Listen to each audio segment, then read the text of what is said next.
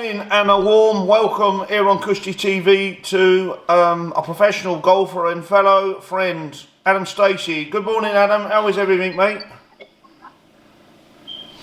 I'm all good, Joe. Thanks for having me. Good, absolute welcome. A pleasure having you, sir. Thank you. I'm running a documentary, Adam, on steroid use in golf. Yeah, is it there? So basically, I'm sort of my journal work. I'm just laying the facts bare, and it's a bit on the edge, and it's not too broadly. You know, there's no real hard evidence to prove.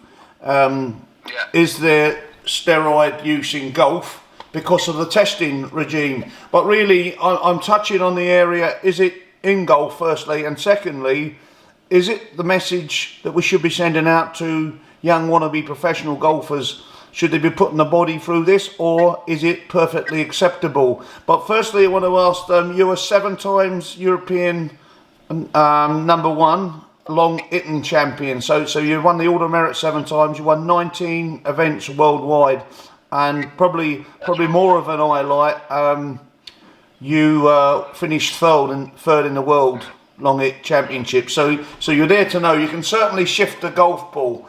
Tell me, you retired from that, and tell me, why did you retire? And tell me, please, did you have any knowledge of steroid use in long hit and golf? So we go back to your first question, Joe. I mean, it is a taboo subject when it comes to talking about steroids and performance enhancing drugs within golf, and it's absolutely not the right way to go. As far as encouraging the youth or the newcomers to the sport to go down that route, absolutely not. I mean, it is worrying when you look at the guys on the tour and the size of their upper body, and without, as you said, without any real proof or evidence, they're either really hitting the gym ridiculously hard twice a day to get the kind of physiques that you're seeing on tour. And some of the distances, I mean, granted the technology's come on leaps and bounds even from when I started competing, which was back in 2005, so distances inevitably is always going to increase, but these guys are swinging it now at speeds on tour, the same speed as what I was swinging it as a long drive professional. So anything in excess of 145 mile an hour clubhead speed is not normal at all. Back in the long drive era, so as I said, I first started competing in 2005, and I was fortunate enough to travel many countries around the world. As you'd already mentioned, I've won 19 times. Yeah. Very lucky.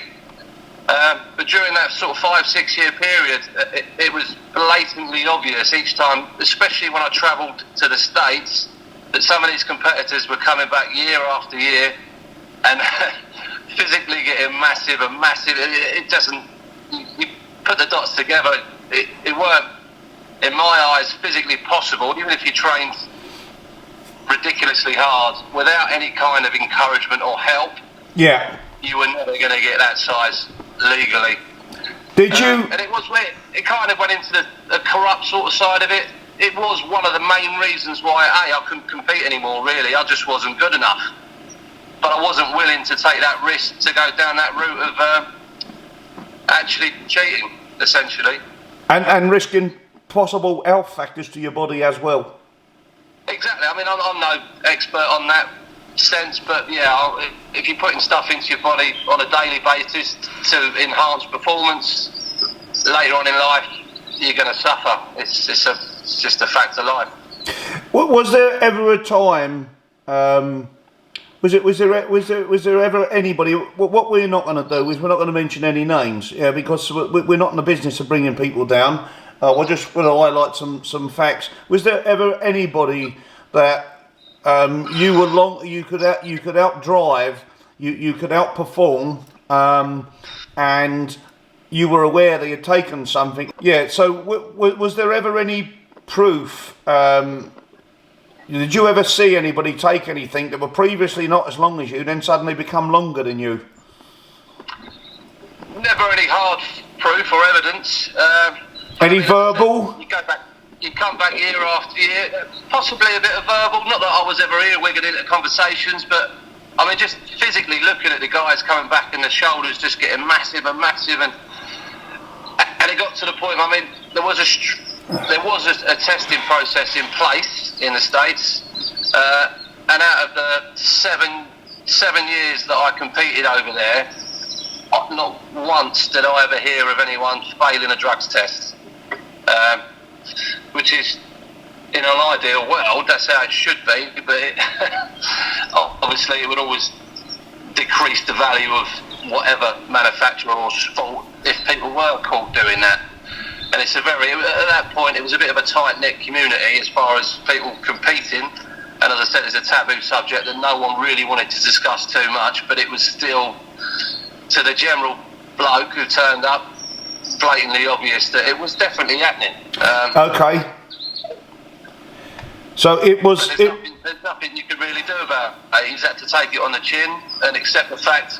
The problem was the prize money was so vast, it was massive, that people were willing to risk their bodies and essentially their future to try and nick a bit of dough to essentially pay for a house, and they were mortgage free. I wasn't willing to do that. Although I was fortunate enough to win enough money to get me up and running and that, to support the family. But other than that, I weren't going to take that next step. Definitely. Well, I think you made the right decision, because nobody knows what impact this has got on people's bodies. I've been aware of people using them in regular use, with outside of golf, and for performance enhancement and appearance, if you like. And I've seen them fall short of health issues for sure, 100%. Diabetes, heart failure. And the bike rider, cyclist Armstrong, he'd even got cancer, didn't he? So I can see, hopefully you can live a long, happy family with a long, old, happy man with your beautiful family, and one day you'd be an old granddad, and that's part of it. So I think that's part of the message. But interesting, going back to what you said about testing. One of the world's leading golfers, Rory McIlroy, he openly stated, HGH, meaning human growth hormone, in the urine test that they do on tour, it didn't screen it anyway. So if those tests were put in place with yourself in the long hit stuff or in regular tournament play, they would have showed up, and it's quite common knowledge I was really surprised that McIlroy knew that, and he stated that, and he said it wouldn't show up anywhere in the urine tests. So these are open words of McIlroy in the 2016 Open, I think it was. So so those tests wouldn't have made sense anyway. But I've seen people put on, without mentioning names, 30-40 pound in 3 months of muscle. I mean, you can do it going to the kebab shop, put it on in fat and beer maybe. Going to kebab shop, 15 beers 8 days a week. But in muscle, bear in mind, I come from a boxing background as well, and it's extremely hard to put on 2 or 3 pound of muscle over. It's not possible. Absolutely not. I mean, we were made to sign, every competitor over there. We signed contracts. There was a major list of banned substances. I'm talking like a couple of pages of A4 specifically listed. And as I said, from the time that I was there, not one person failed a drugs test. There you go. And did anybody ever get tested? Was there much testing? Yeah, I would say that 128 competitors started. At the beginning of the field, 50% of them were screened, and then whoever made the final 8 was screened again. So it's, it did come across as being very thorough at the time, but you would have expected, the law of averages tell you that if it was done correctly, and I'm not saying it wasn't, but if it was done correctly, then someone would have tested positive. Yeah. And you wouldn't have seen them there again. But as I say, year after year, these monsters were coming back, bigger and bigger and bigger, swinging it 5-6 mile an hour faster every year. Yeah. It wasn't viable for me to compete anymore, to be honest. So that was time for me to hang socks up, and I was done. Yeah, totally. I too have seen, Adam, going back, I too have seen people, what we used to call a walking one iron, be tall, skinny people, and then suddenly they're like huge mountains. They're like top top end heavyweights. They're walking 6'4", 6'5", you know, skinny, lean people, almost lamppost-like, if you like, what we would commonly call as. And then suddenly they're like 21 or 2 stone, huge mass of muscle. Yeah. So I sort of agree with you. It's when you train as hard as we did as boxers, and to see that you see a little body change, you would see a little bit, but the amount of muscle you would gain, and I say to put a couple of pound on a fighter was huge. I mean, it would take months and months and months to get a couple of pound of muscle, and you start thinking 30 pound. Even when I first started competing in 2005, I probably was a regular gym user, and then realised that I had to go 5 to 6 days a week, which I did for the first couple of years. Got into the habit of standard protein shakes for breakfast, massive amounts of protein intake, calorie count in excess of 4,000 or 5,000 a day. But I mean, as you said, you got to, even then, I mean, I put on a little bit of bulk, but nowhere near as much. Even through the whole career, I'm seeing guys returning after a year and put on more weight than I did in 7 years. Yeah, it's just. Yeah, no, totally. So I'm in agreement with you, and the thing is, where it seems to be unfair, if somebody's monitoring their body and looking after their body, and rightfully so, by doing a godly way, if you like, doing what nature tells us to do, and another fella's not doing it, and to give up that advantage, a lot of people do see it as cheating. Do you think it should be a free-for-all? Do you think it's cheating? It should never be a free-for-all, really. Which is why it's a shame, really, because I mean, during the period that I competed, I absolutely loved it. I had a whale of a time. Yeah. Travelled to many different countries, but that was ultimately the main reason why I couldn't compete with these guys anymore, and it wasn't financially viable for me to even enter, knowing that I just couldn't hit the distances, couldn't swing the same sort of speeds. But yeah, I mean, as much as a spectator sport, it's the same as 100 metre sprinting. I think everyone, there'll be a certain amount of people who go, oh, just let them take what they want, and then just let them break Usain Bolt's record and see him run under 9 seconds, which is probably possible. But then it's not on a fair, even playing field with the rest of the world. So I mean, it would never happen, and I think it's the same in long drive. They should really just cut it out completely, because it ain't a fair playing field. No, well, although it was blatantly apparent that that's been the case for years and years. Well, one of the things I want to touch on with you is we're both. You were a regular golf. When I say regular, not long here. You're a regular golf PGA professional and a very good player, because I've had the pleasure of playing with yourself. And I spent 25 years playing professional golf, knocking around the mini tours, you know. It didn't get to the dizzy heights, but did become world ranked. Had a lot of fun like yourself. What I jokingly say, messing up. But met some great people and players over the years and didn't regret any of it. But what I did find, when I had my 5 years as a professional fighter, I couldn't really mix both sports with any intent, because of the workout I'd done as a boxer. I was fairly, not enough energy to put any proper golf practice in. Now, what I don't understand is, you said hit the gym 2, 3, possibly 5, 6 days a week, as I used to as a boxer, 6 days a week.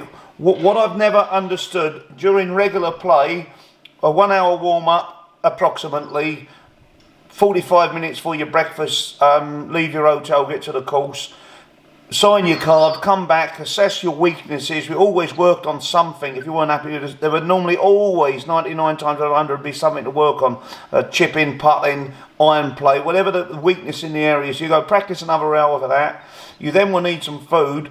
And after that, they're really making this noise, like they then go and do a great big long workout. Well, that then would have made them a superhuman being in comparison to myself. Now, bear in mind, in my professional boxing day, I only went over fairly short rounds. I did get up to 8 rounds in one fight, but I was a knuckle fighter who could stamina it out for 45 minutes on one fight, 43 minutes on one fight. So I think I was a fairly fit guy, in my day, and I had some stamina. So I think I'm a decent old measuring stick.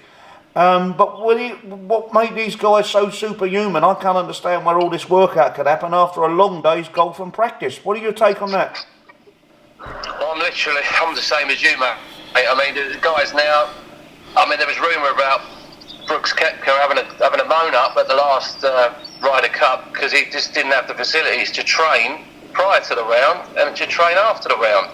I mean, they are physically very fine specimens to look at, but again, I think they've got so much money in it, and there's that drive and will to always win. And I think in their minds now that the new generation of golfer literally is, if I'm not in the gym, someone else will be in the gym. And I've got to be fit, I've got to be fitter, I've got to be bigger, I've got to be stronger. Bryson's a great example, although on the flip side, he's a great example where I would say over-gymming it can lead to a serious amount of injuries, and that's why he's injured now. He ain't played for a couple of months. Yeah. Well, there are some benefits to it. There are pros and cons, but in my eyes, I struggle the same to try and work with long drive and work with regular golf. I was again lucky enough played a couple of Challenge Tour events, and all the guys there they wanted to see me hit my maximum length driver, 5-degree head, as far as I possibly could. Yeah. Which seems like a great circus spectacle, but when I'm trying to shoot break par or go under par, I just want to keep it in play. Yeah. It's very hard to try and separate the two, and that was when I was playing full time and competing long drive full time. So as you can imagine, I mean, there's certain pro-ams I played in where I could shoot my lights out and go low 60s, and there are other days where I couldn't break 80 just because I'm trying to hit the ball 450 yards for the 3 amateurs that I'm playing with. So it's very hard. It was hard for me to do, and I mean the main answer to your question is I mean I can't imagine it ever slowing down now. There ain't going to be a break point. These guys are going to be, I mean, naturally human beings are taller than they've ever been. So you're going to see best part of 6'8", 6'9" giants on tour soon, absolute animals, swinging it at the speed as I used to swing it with a long drive club. Yeah. And the golf courses ain't long enough. The balls, I mean, their technology is just going to be absolutely mental. Yeah, before I touch on your own success, just for the viewer at home, if somebody over a couple of years took PED, performance enhancing drugs, if they had taken that and they got 40 yards longer in regular golf, what would compare the difference? How an advantage that would have? What advantage that would have on just hitting it 40 yards shorter, example? Well, I mean, on the golf course, it's not only how far you can hit it, but I mean, if you can hit it 40 yards longer and still have a swing to hit your approach shots to the green, then it's a massive advantage. I mean, these guys on tour in America, essentially, they're not looking at narrow points in the fairway anymore. Even the most recent PGA event that's just occurred, these guys are slashing it over trees. They don't mind a 50, 60 yard pitch out the rough, rather than a 150 yard shot in from the fairway anymore. It's not the case. Everything's changed. So everything is all about who can hit it furthest, who can hit it the longest, who's going in the green with the shortest number. Everyone, I mean, the grooves on the wedges as well is another reason they can spin the ball more. The balls are just as soft as they've ever been. If you're going in with a 60-degree wedge, but you're out of a bit of a deep lie on the rough, I mean, these guys will take that on 18 holes all day long. Yeah, well, tell you what I've found from my knowledge. A couple of things there. I mean, so many modern courses have bunkers, cross bunkers. I think if I'm being nice to myself, I'm 50 years old now. I can smack it a little bit, but I mean, about maybe average for me sort of level and age, I suppose. It's sort of a mid-range hitter. But if I see a bunker at around 260, 270, to me, that's right in range. And I could hit a good shot trying to get over it, hit the front lip, come in it, even at 250, if there's a bit of puff up there. I know that would never pose a problem to you, but I'm just trying to underline the advantage here. I've often found one of my old courses, they redesigned it and put 3 bunkers in the middle of fairways, and I absolutely detested it and left the course as a result, because I could hit 3 good shots, hit the top of those bunkers, play with somebody a bit longer, without performance enhancing stuff, just a bit longer, could clear the bunker, and they were 70 yards up. And now I'm having to play a good shot to get near the drive, if you like, out the bunker. But that's one of the advantages, clearing the trouble areas, right? That's one huge advantage. But the other advantage is, I don't claim to be that good, but I could hit most greens if I had a wedge in my hand. But when it comes to a 5 or 6 iron, it's a different type of swing and shot required, eh? 100%. I mean, the dispersion rate between using a 5 or a 6 iron or a 7 iron into a green, as opposed to using a sand iron or a lob wedge.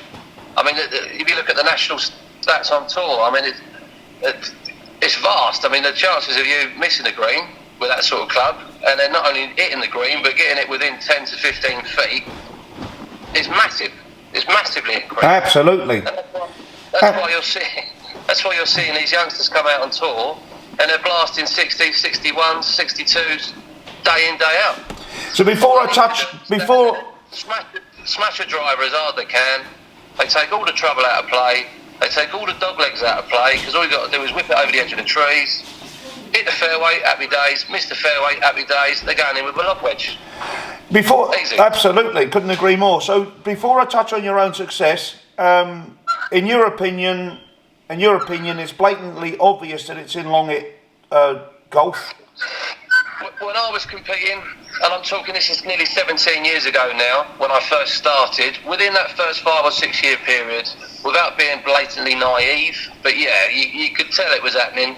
Yeah. Without any hard evidence, definitely. And it was one of the major contributing factors why I had to leave the sport, really. A, in my own mind, I couldn't compete with that anymore, and B, I wasn't willing to compete with that by risking my body by taking that kind of stuff. And do you think it's filtered into regular golf? As I say, there's no hard facts for anybody out there yet, but do you think it's filtered into regular golf? I couldn't speculate on whether it has, but as I said, I've mentioned, the guys, within 10 or 15 years, these guys are working double hard in the gym, and they're coming back year after year, bigger, stronger, faster. Possibly. If you was to, I'll keep up with the news, and I've not seen anyone fail a drugs test. Yeah, so there's no evidence for people like me and you there, and I don't want to put words in your mouth. But if you had your arm up your back and you were forced, say your mortgage was riding on it, would you say it's in regular golf or not? If you was a fly in the wall, I would say law of averages suggests that there's probably some people have dabbled in it. It's probably inevitable. Without pointing fingers of what country or whatnot, but yeah, I mean, there's drug cheats in all manner of sport across the world. Olympians, ex-Olympians have had to give medals back and stuff. So yeah, I mean, the law of averages do suggest that it's probably in golf as well. And what's the main factor? Appearance, body appearance. What gives you that impression? Body appearance, body change to certain golfers? Their natural ability to swing the club faster is one. Body appearance is not. I mean, you can put on bulk and actually slow down the clubhead speed if you go too much the other way. But yeah, I mean, physically looking at them, you think, Jesus, you've put a bit on. And then secondly, how fast they can swing the club nowadays definitely suggests that they're. Yeah, because there has been leading golfers linked to certain doctors who have been also provenly linked to failed drug tests. But anyway, that much we know. Allow me to touch on that. I lay the facts bare what other journalists have said, and if they're wrong and stuff. But it's something I wanted to get off my chest, because I don't know if it's the right message we're sending out to the youngsters. You don't think it is. I don't think it is. Let me touch on your own success. You're a really good regular PGA player. That much I know. I've had the pleasure of playing with you. But tell me, how did the long hitting start for you? How did it all start? Stumbled across it, to be honest. It was one of them times where the London Golf Show was used to be held at the Excel Centre in obviously London. Yeah. Went down there with a few of my pals, had a few beers, you do. Entered the little long drive simulator event, won that, and then got invited back to take on the longest at the time in Europe. Beat that fella, which was lucky. Swedish guy. And then it just snowballed from there, to be honest, Joe. I got invited to an event in Scotland, drove all the way up to Scotland, finished second in my very first event, and then that qualified me for the European final. Finished second in my very first European final, which then qualified me for the Worlds in America, and then finished third in the world in my very first year. So really? From the space of April in 2005 to end of October 2005, very short period of time, I've gone from not even knowing about the sport at all to rank number 3 in the world, and I'm living it up in Vegas with a nice hefty check that I won from the event. Good boy. Not that I brought much home with me, but there we go. That's another thing, yeah. Well, you're hitting the casinos and the nightlife, that's another thing. But it's a fantastic. So you just went to the London Golf Show, pegged it up on a golf simulator. Yep. So people in regular golf who played with you knew you could strike the ball extremely well. But you're number 3 in the world before you can blink. Now that to me is natural raw talent, and that's what should be left in the sport. Yeah, natural raw talent if you've got it. And then of course you said you've introduced some hard work to create club head speed, and that's all. That's good as well. But you won 19 events eventually during your career, long hit events. I've competed everywhere really in the world where they had the events, obviously. But yeah, I was fortunate enough. I won 19 times, so spanning all across Europe, in America. Yeah. So. Did you ever win in America? I never won a big one in America. No, top 3. So one of the stats I'm quite proud of. In the first 3 years I competed in, except the world, I finished 3rd. But then in Europe, I never finished outside the top 3 in the first 3 years that I competed. So, is it true you hold a world-long record, a golf ball to go the furthest ever on land? Did you hit one down an airport or something like that? Is that true? I held it for a couple of minutes, yeah.